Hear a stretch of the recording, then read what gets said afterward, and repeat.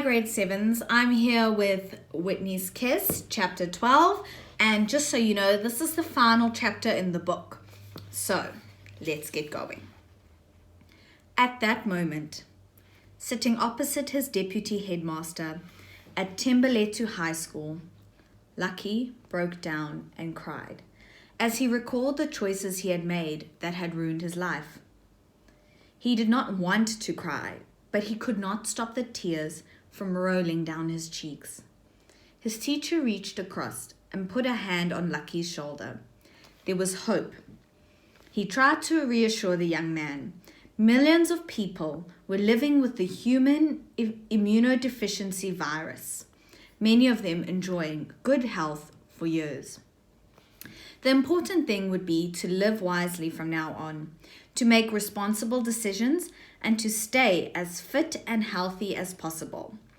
Help and support was readily available, and the options for treatment were increasing by the day, he explained to Lucky. Lucky listened, but he did not feel any better. If only, the words swam around his head and made him feel dizzy. If only he could go back in time and choose differently, he thought. He had never known regret like this before. He had never felt this unlucky before. After school that day, as she was walking home, Lindiwe fell in next to Whitney and put her arm around her. You know, Whitney, what you said today really shook me. I guess I should apologize to you.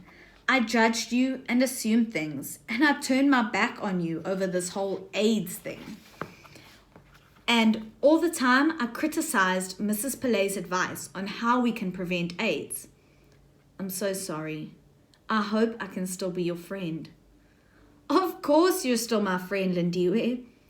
I forgive you, Whitney answered. You changed my life today, Whitney. Maybe when I do my speech, I'll talk about you, Lindiwe said, and then added, I just wish you could have made your speech to the whole school, or the whole world even. Whitney giggled. Imagine that. That would be way cool. But I would be too nervous. I could hardly talk in front of my own class, never mind the whole world. She giggled again at the thought. Well, maybe you should write a book or something. You know, one day when you're big and stuff. A book? About my speech? Whitney looked at her friend quizzically. Yes, why not? About your whole story and everything. You could call it Lucky Break or Whitney's Kiss or something. That way everyone can hear your speech. Oh, I don't know, she answered. Maybe one day.